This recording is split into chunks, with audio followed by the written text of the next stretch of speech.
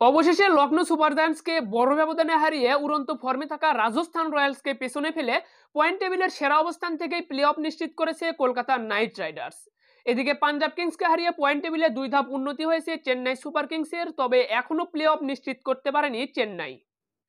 মাত্র একদিনের ব্যবধানে পার্পল ক্যাপসটা নিজের দখলে নিয়ে এসেছেন জাসপ্রীত বুমরা, এবং মাত্র 2 দিনের ব্যবধানে অরেঞ্জ ক্যাপটা নিজের করে নিয়েছেন বিরাট কোহলি। 54তম ম্যাচ শেষে আইপিএল এর পয়েন্ট টেবিল এবং অরেঞ্জ ক্যাপ ও পার্পল ক্যাপস বর্তমানে কাদের দখলে রয়েছে, একই সাথে প্লে অফে যাচ্ছে কোন 4টি দল, সবকিছু নিয়ে বিস্তারিত থাকছে ভিডিওতে। আসসালামু আলাইকুম, ওয়াইএন স্পোর্টস আপডেট চ্যানেলে আপনাকে স্বাগতম। আজ 5ই মে রবিবার আইপিএল এ দিন 2টি ম্যাচ অনুষ্ঠিত হয়েছে, যেখানে দিনের প্রথম ম্যাচে পাঞ্জাব কিংসকে 28 রানে হারিয়েছে চেন্নাই সুপার কিংস। এই ম্যাচে প্লেয়ার অফ দ্য ম্যাচ নির্বাচিত হয়েছেন চেন্নাই সুপার কিংসের অলরাউন্ডার রবীন্দ্র জাদেজা। আইপিএল এর দিনের দ্বিতীয় ম্যাচে লখনৌ সুপার জায়ান্টসকে 98 রানের বড় ব্যবধানে হারিয়েছে কলকাতা নাইট রাইডার্স। এই ম্যাচে প্লেয়ার অফ দ্য ম্যাচ নির্বাচিত হয়েছেন কলকাতা নাইট রাইডার্সের অলরাউন্ডার সুনীল নারায়ণ। আইপিএল এর সর্বমোট 74টি ম্যাচ অনুষ্ঠিত হবে। 74টি ম্যাচের মাঝে কলকাতা বনাম লখনৌর মধ্যকার ম্যাচ দিয়ে 54তম ম্যাচ শেষ হয়েছে। তো এই 54তম ম্যাচ শেষে চলুন প্রথমেই দেখে নেই পয়েন্ট টেবিলে কোন দলের অবস্থান কোথায়। এরপরে আমরা দেখে নেব অরেঞ্জ ক্যাপ ও পার্পল ক্যাপসের লড়াইয়ে কোন খেলোয়াড় রয়েছে কোন অবস্থানে। তো অবশ্যই ভিডিওতে একটি লাইক দিয়ে চ্যানেলটি সাবস্ক্রাইব করবেন, ফেসবুক পেজটি ফলো দিতে ভুলবেন না। চলমান আইপিএল সহ আসন্ন টি20 ক্রিকেট বিশ্বকাপের প্রতিটি ম্যাচ শেষে পয়েন্ট টেবিল আপডেট সবার আগে পেতে। তো 5 মে রবিবার আইপিএল এর 54তম ম্যাচ শেষে পয়েন্ট টেবিলের 10 নম্বরে অবস্থান করছে মুম্বাই ইন্ডিয়ান্স। মুম্বাই ইন্ডিয়ান্স 11টি ম্যাচ খেলেছে। 11টি ম্যাচের মাঝে মাত্র 3 ম্যাচ জিতেছে, 8 ম্যাচই তারা হেরেছে। 3 ম্যাচ জিতে পয়েন্ট পেয়েছে 6 এবং তাদের বর্তমান নেট রান রেট -0.356। এরপর পয়েন্ট টেবিলের 9 নম্বরে অবস্থান করছে গুজরাট টাইটান্স। গুজরাট টাইটান্স 11টি ম্যাচ খেলেছে, যেখানে 4 ম্যাচ জিতেছে, 7 ম্যাচই তারা হেরেছে। 4 ম্যাচ জিতে পয়েন্ট পেয়েছে 8 এবং গুজরাটের বর্তমান নেট রান রেট -1.320। এরপর পয়েন্ট টেবিলের 8 নম্বরে অবস্থান করছে পাঞ্জাব কিংস। পাঞ্জাব কিংস 11টি ম্যাচ খেলেছে, যেখানে 4 ম্যাচ জিতেছে, 7 ম্যাচ হেরেছে। 4 ম্যাচ জিতে পয়েন্ট পেয়েছে 8 এবং তাদের বর্তমান নেট রান রেট -0.187। এরপর পয়েন্ট টেবিলের 7 নম্বরে উন্নতি হয়েছে রয়্যাল চ্যালেঞ্জার্স বেঙ্গালুরুর। রয়্যাল চ্যালেঞ্জার্স বেঙ্গালুরু 11টি ম্যাচ খেলেছে, যেখানে 4 ম্যাচ জিতেছে, 3 ম্যাচ হেরেছে। 4 ম্যাচ জিতে পয়েন্ট পেয়েছে 8 এবং রয়্যাল চ্যালেঞ্জার্স বেঙ্গালুরুর বর্তমান নেট রান রেট -0.049। এরপর পয়েন্ট টেবিলের 6 নম্বরে অবস্থান করছে দিল্লি ক্যাপিটালস। দিল্লি ক্যাপিটালস 11টি ম্যাচ খেলেছে, যেখানে তারা 5 ম্যাচ জিতেছে, 6 ম্যাচ হেরেছে। 5 ম্যাচ জিতে পয়েন্ট পেয়েছে 10 এবং তাদের বর্তমান নেট রান রেট -0.442। এরপর পয়েন্ট টেবিলের 5 নম্বরে অবস্থান করছে Lucknow Super Giants. Lucknow Super Giants 11টি ম্যাচ খেলেছে, যেখানে 6 ম্যাচ জিতেছে, 5 ম্যাচ হেরেছে। 6 ম্যাচ জিতে পয়েন্ট পেয়েছে 12 এবং তাদের বর্তমান নেট রান রেটটা হলো -0.371। এরপর পয়েন্ট টেবিলের 4 নম্বরে অবস্থান করছে সানরাইজার্স হায়দ্রাবাদ।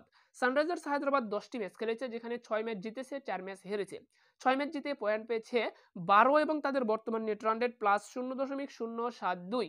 পয়েন্ট টেবিলের 3 নম্বরে চলে এসেছে Chennai Super Kings. Chennai Super Kings 11টি ম্যাচ খেলেছে, 11টি ম্যাচের মাঝে 6 ম্যাচ জিতেছে, 5 ম্যাচ হেরেছে। 6 ম্যাচ জিতে পয়েন্ট পেয়েছে 12 এবং তাদের বর্তমান নেট রান রেট +0.700। পয়েন্ট টেবিলের 2 নম্বরে নেমে এসেছে রাজস্থান রয়্যালস। রাজস্থান রয়্যালস 10টি ম্যাচ খেলেছে, 10টি ম্যাচের মাঝে 8 ম্যাচ জিতেছে, 2টি ম্যাচ হেরেছে। 8 ম্যাচ জিতে পয়েন্ট পেয়েছে 16 এবং তাদের বর্তমান নেট রান রেট +0.622। পয়েন্ট টেবিলের 1 নম্বরে চলে এসেছে Kolkata Knight Riders. Kolkata Knight Riders 11টি ম্যাচ খেলেছে, 11টি ম্যাচের মাঝে তারা 8 ম্যাচ জিতেছে, 3 ম্যাচ হেরেছে। 8 ম্যাচ জিতে পয়েন্ট পেয়েছে 16 এবং তাদের বর্তমান নেট রান রেট +1.453।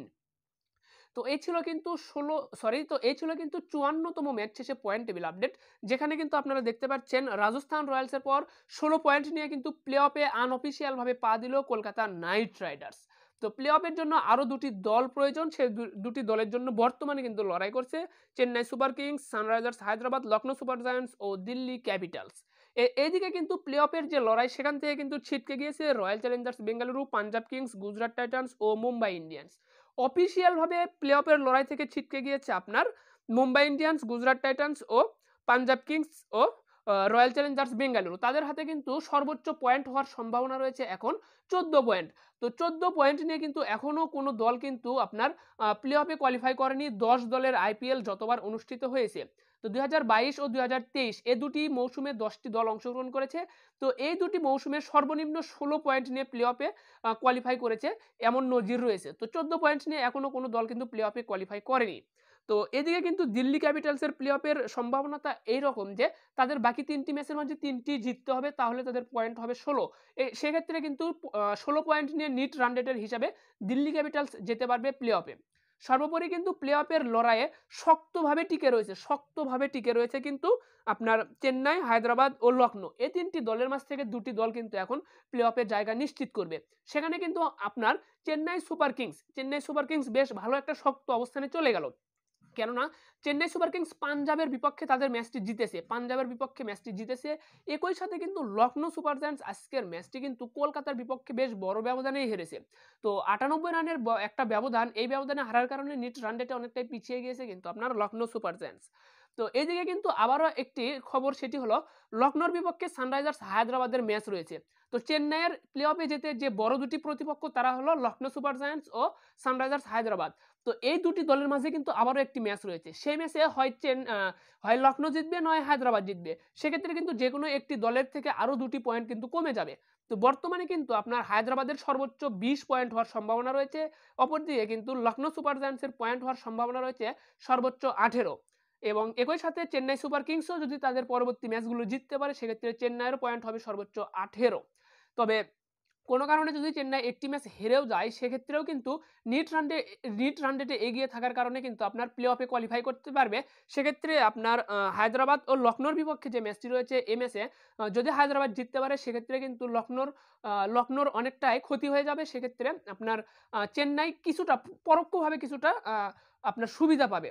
তো দেখা যাক পরবর্তী ম্যাচগুলোতে কি আশা বা কি হয়, এটি কিন্তু দেখার বিষয়। তো কলকাতা ও রাজস্থান রয়্যালস তারা কিন্তু আনঅফিসিয়াল ভাবে প্লে অফ নিশ্চিত করেছে। কেননা আইপিএল কর্তৃপক্ষ কিন্তু এখনো আপনার ঘোষণা করেনি যে রাজস্থান রয়্যালস ও কলকাতা তারা কিন্তু প্লে অফে জায়গা পেয়েছে। তবে আমরা বিগত যে পরিসংখ্যানগুলো দেখেছি, সেই পরিসংখ্যান অনুযায়ী কিন্তু রাজস্থান রয়্যালস ও কলকাতা নাইট রাইডার্স অবশ্যই প্লে অফে কোয়ালিফাই করেছে বা করবে, এমন সম্ভাবনাই বেশি বা প্রবল সম্ভাবনা রয়েছে।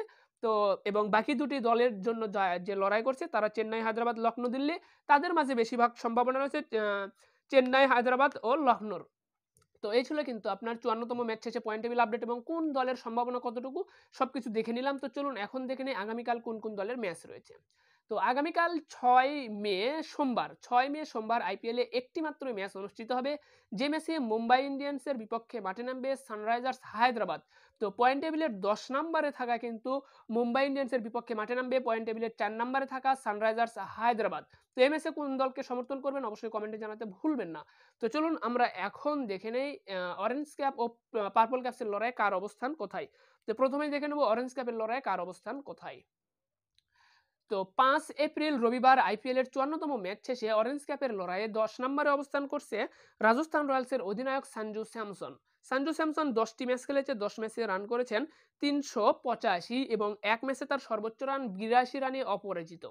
এরপর 9 নম্বরে অবস্থান করছে সানরাইজার্স হায়দ্রাবাদের ব্যাটসম্যান ট্রাভিস হেড 9 ম্যাচে রান করেছেন 396, যেখানে এক ম্যাচে ব্যক্তিগত সর্বোচ্চ রান করেছেন 102 রান। এরপর 8 নম্বরে অবস্থান করছে দিল্লি ক্যাপিটালসের অধিনায়ক ও wicket keeper batsman Rishabh Pant 11টি ম্যাচ খেলেছে, 11 ম্যাচে রান করেছেন 398, যেখানে এক ম্যাচে ব্যক্তিগত সর্বোচ্চ 88 রানে অপরাজিত। এরপর 7 নম্বর অবস্থান করছে রাজস্থান রয়্যালসের ব্যাটসম্যান রিয়ান পরাগ 10টি ম্যাচ খেলেছে, 10 ম্যাচে রান করেছে 409, এক ম্যাচে ব্যক্তিগত সর্বোচ্চ 84 রানে অপরাজিত। এরপর 6 নম্বরে অবস্থান করছে গুজরাট টাইটান্সের খেলোয়াড় বা ব্যাটসম্যান সাই সুদর্শন 11 ম্যাচে রান করেছেন 424, এক ম্যাচে সর্বোচ্চ রান 84 রানে অপরাজিত। এরপর 5 নম্বরে অবস্থান করছে কলকাতা নাইট রাইডার্সের উইকেট রক্ষক ব্যাটসম্যান ফিল সল্ট 11 ম্যাচে রান করেছেন 429, এক ম্যাচে ব্যক্তিগত সর্বোচ্চ রান 89 রানে অপরাজিত। এরপর 4 নম্বরে অবস্থান করছে লখনৌ সুপার জায়ান্টসের অধিনায়ক লোকেশ রাহুল তিনি 11টি ম্যাচ খেলেছে, 11 ম্যাচে রান করেছেন 431, যেখানে এক ম্যাচে সর্বোচ্চ ব্যক্তিগত রানের ইনিংস হলো 82 রান। এরপর 3 নম্বরে চলে এসেছে সুনীল নারায়ণ, কলকাতা নাইট রাইডার্সের অলরাউন্ডার সুনীল নারায়ণ 11 ম্যাচে রান করেছেন 461 এবং তার এক ম্যাচে ব্যক্তিগত সর্বোচ্চ রান 109 রান।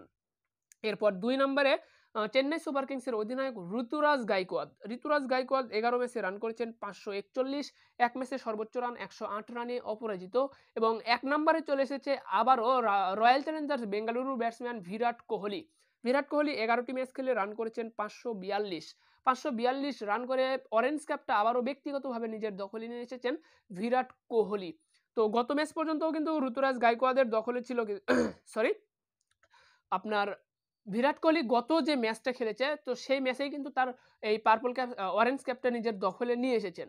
তো আজকেও কিন্তু আপনার ঋতুরাজ গাইকোয়াদের ম্যাচ ছিল যেখানে ঋতুরাজ গাইকোয়াদ সর্বোচ্চ 541 রান করেছে, বিরাট কোহলি থেকে 1 রান পিছিয়ে রয়েছে অরেঞ্জ ক্যাপের লড়াইয়ে। চলুন আমরা এখন দেখে নেই পার্পল ক্যাপসের লড়াইয়ে কার অবস্থান কোথায়।